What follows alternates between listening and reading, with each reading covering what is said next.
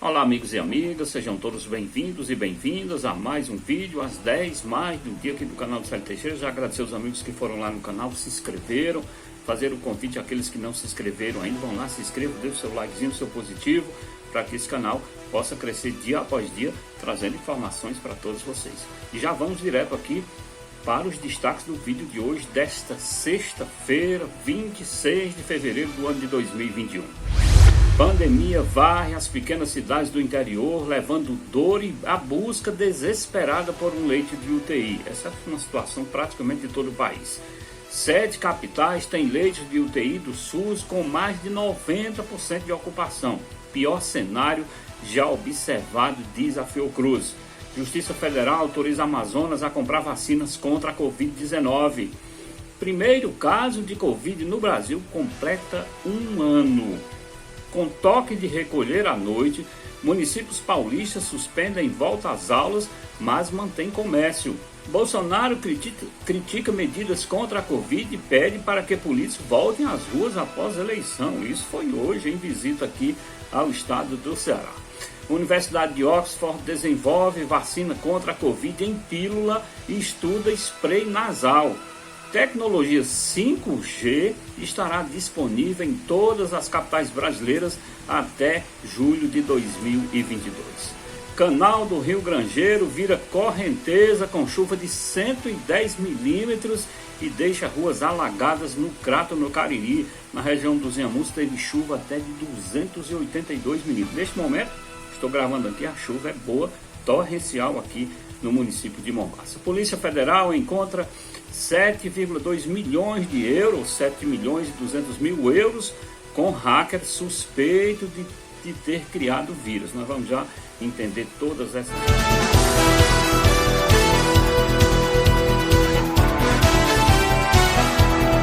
Célio Teixeira, mais uma vez agradecer aos amigos que já se inscreveram e fazer o convite aos outros, e já vamos direto aqui para os detalhes do vídeo de hoje.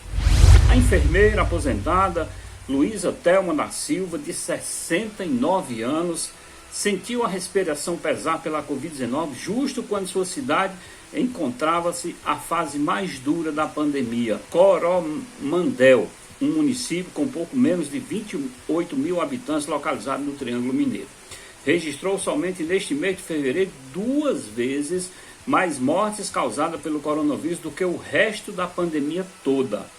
10 pessoas faleceram entre maio de 2020 e janeiro deste ano, enquanto o número de mortes somente nas 3 primeiras semanas do mês de fevereiro chegou a 23. Olha que situação. Sem leitos de UTI, a cidade depende historicamente de transferência para outras cidades, de preferência em um fluxo que ganhou maior complexidade durante a crise sanitária, quando as cidades maiores também começaram a colapsar. Em 10 de fevereiro, Thelma amanheceu com dificuldades para respirar.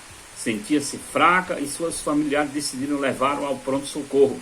Ela foi então internada e passou a receber suporte ventilatório com oxigênio enquanto esperava por um leito de terapia intensiva UTI. Não deu tempo. Acabou morrendo no mesmo dia no hospital onde trabalhou durante 10 anos. Esta é a realidade da pandemia em algumas cidades brasileiras. Boletim divulgado pela Fundação Oswaldo Cruz, a Fiocruz, nesta sexta-feira, aponta que o Sistema Único de Saúde vive um momento mais crítico desde o início da pandemia do coronavírus, com a ocupação de mais de 80% dos leitos de UTI em pelo menos 17 capitais de todas as regiões do país. Em algumas capitais, a taxa de ocupação de leitos de UTI para adultos ultrapassa os 90%. A situação é pior em Porto Velho, Rondônia, onde já não há mais leito disponível pelo SUS, assim como em Florianópolis, com mais de 96% da lotação dos leitos. 7 capitais estão com lotação igual ou superior a 90% dos leitos de UTI. Está ouvindo trovão? Chuva aqui na região neste momento. Então, Porto Velho, Rondônia, lotação de 100%, Florianópolis, lotação de 96%, Manaus, lotação de 96%, aí vem Fortaleza com lotação em torno de 94,4%, Goiânia 94,4%, Teresina lotação de 93%, Curitiba lotação de 90%.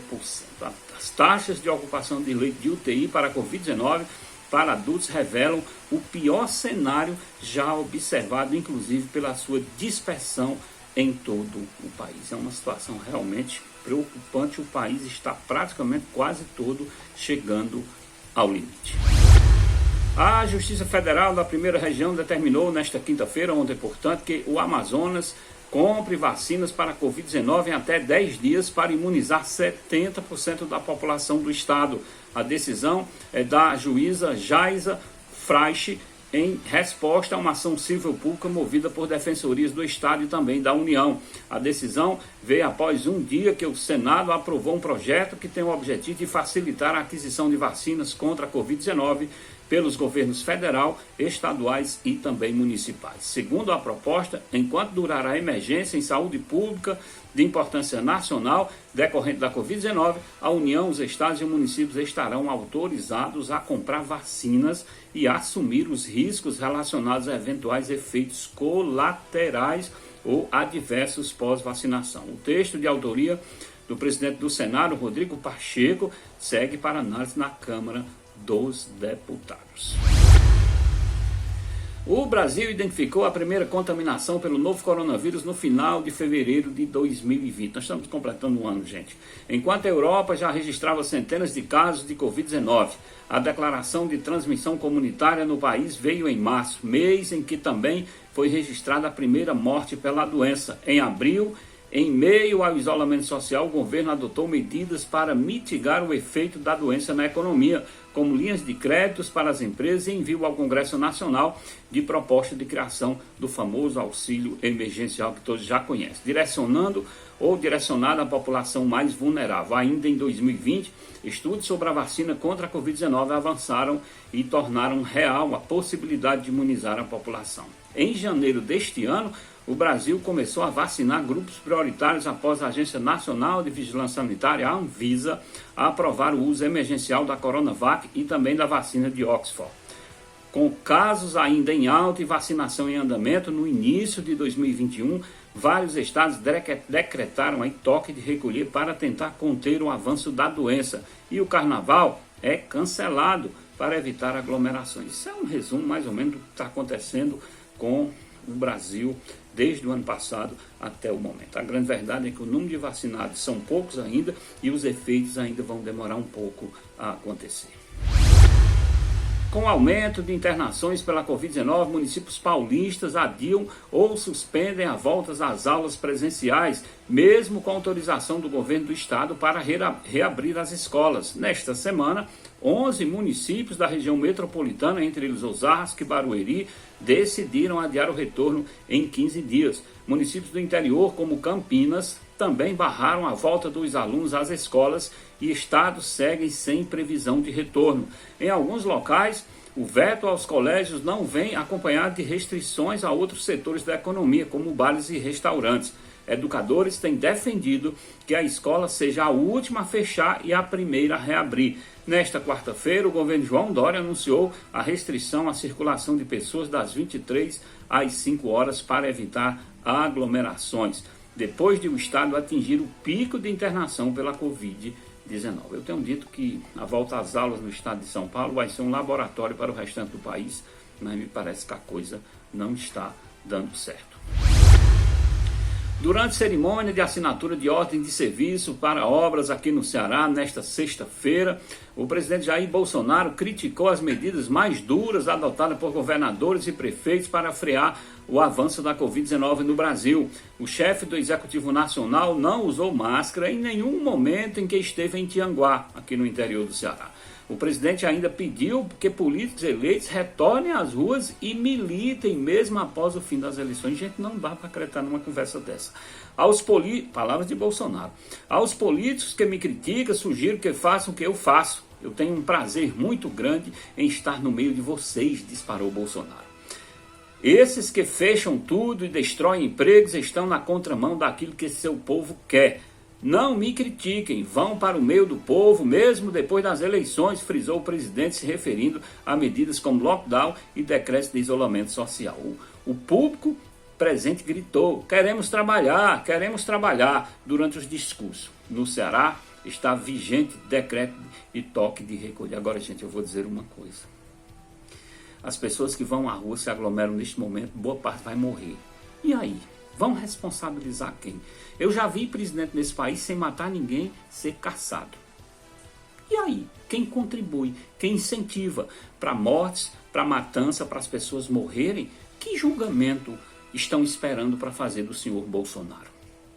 Será que é válido ir à rua, arriscar a vida das pessoas, se aglomerar num momento tão difícil de pandemia no estado do Ceará e o senhor presidente vir sem máscara e mandar os políticos irem para a rua? Político deveria estar em Brasília, encontrando formas e meios para evitar o crescimento dessa pandemia. Político deveria estar em Brasília, tirando seus auxílios, as suas mordomias, para entregar alguma coisa mais concreta para quem realmente precisa. Não ir às ruas, mentir, conversar besteira, aglomerar e fazer um monte de situações vexatórias e provocar mortes nesse país. Político deveria ter vergonha na cara.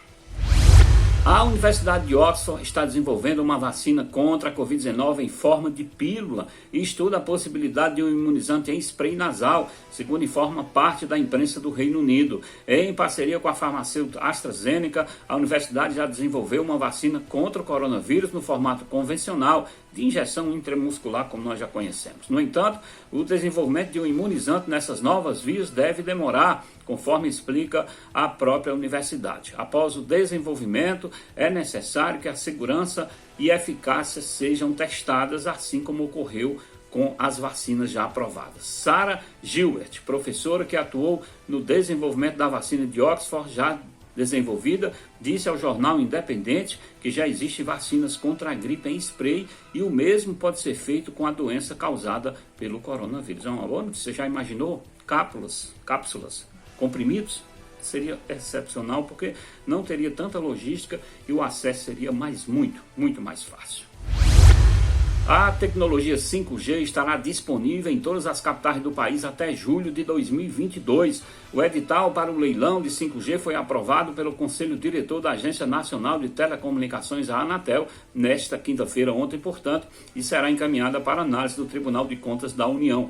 O modelo permite o tráfego de dados até 100 vezes mais rápido que o padrão de 4 ou da quarta geração, chamado aí 4G. Olha que coisa fantástica, já que utiliza um espectro de rádio mais abrangente, permitindo assim que mais aparelhos móveis se conectem de modo simultâneo e mais estável do que as redes atuais. Além disso, a tecnologia favorece o uso de ferramentas inteligentes, interconexão de equipamentos e máquinas em tempo real e de chamada internet de coisas muito mais rápido. A tecnologia do 5G é um catalisador de novas tecnologias com inteligência artificial, realidade aumentada e realidade mista. É algo fantástico. Quem conhece aí 4G, quando chegar a 5G, vai ficar abismado com a capacidade de transmitir dados e a velocidade deste equipamento.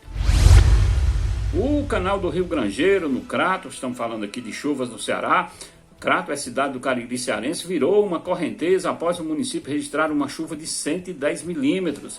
As chuvas ocorreram 7 horas de quinta-feira, de ontem até as 7 horas de sexta-feira. Conforme o boletim da Fundação Cearense de Meteorologia e Recursos Hídricos, é um boletim de chuvas. As vias no entorno do canal ficaram alagadas, muita chuva desde a madrugada. Ficou muito difícil sair para trabalhar, relatou a moradora próxima ao canal, Rosana Antunes. Outro que teve dificuldades para sair para trabalhar foi o funcionário público Carlos Vinícius. Todo ano é essa dificuldade em época de chuva. A água subiu muito rápido e a maioria das ruas e avenidas que passam próximo ao canal ficaram alagadas. Na verdade, todo ano esse canal do Grangeiro é um problema lá para o Crato. Vale dizer que as chuvas continuam boas em praticamente todo o estado. Aliás, nesse momento está chovendo aqui, no momento que eu estou gravando, mas teve uma chuva muito torrencial, muito forte no sertão dos Inhamus. Teve uma região aí de Itauá que foram registrados 282 milímetros. É muita chuva. Agentes da Polícia Federal apreenderam em Cachoeira do Itapemirim, Espírito Santo, a maior quantidade em espécie da história da instituição no combate a fraudes bancárias. Sabe quanto, gente? 7.200.000 reais separados em bolos de notas de 100 e de 50 reais. Também encontraram 1 quilo de ouro em barras. A prisão ocorreu na madrugada de 3 de fevereiro numa rata residência, numa das vizinhanças mais nobres do município. Agora é que estão divulgando. Na ocasião foi preso um programador de 32 anos, identificado apenas como Igor, pela abordagem filmada num vídeo de ação policial que vazou na internet. Existe uma suspeita de que tenha sido o primeiro hacker no Brasil a desenvolver um programa malicioso para infectar smartphone e dar acesso remoto ao atacante, diz a Folha, a delegado Leonardo Rabelo, delegado regional de combate a crime organizado do Espírito Santo. As cédulas encontradas pelos policiais no apartamento do acusado são ninharia perto do que a Polícia Federal desconfia que o esquema tenha movimentado. Boa parte do dinheiro fisgado de contas teria sido levado com a compra de criptomoedas, bem mais difíceis de serem rastreados do que uma transformação financeira regular. Solto após pagar uma fiança de 110 mil, Igor estava sob radar dos federais desde maio de 2015, de acordo com Rabelo. Naquele mês, deu uma derrapada por meio do qual a polícia conseguiu detectar o seu nome em transações virtuais criminosas na Caixa Econômica Federal e também no Banco do Brasil. Na operação que capturou, segundo a Polícia Federal, Igor recrutava laranjas para aplicar os golpes. Ele próprio não colocava a mão na massa. 7 milhões, segundo a Polícia Federal, é um valor bem pequeno se levar em consideração o que esse rapaz, esse grupo criminoso já subtraiu de pessoas aí hackeando contas e levando dinheiro. Bom, gente, agradecer demais a todos que acompanham aqui o canal, desejar a todos um excelente final de semana. Hoje é sexta-feira, sextou, como se diz no popular. Bom final de semana. O país vive um momento constrangedor, triste, com muitas mortes pela Covid-19. Vamos ficar em casa quem puder, evitar aglomerações, usar máscara e todos os cuidados necessários, porque em breve, com esperança, com fé em Deus, as vacinas vão chegar em quantidade suficiente para que nós possamos começar a voltar ao nosso normal. Muito obrigado a todos.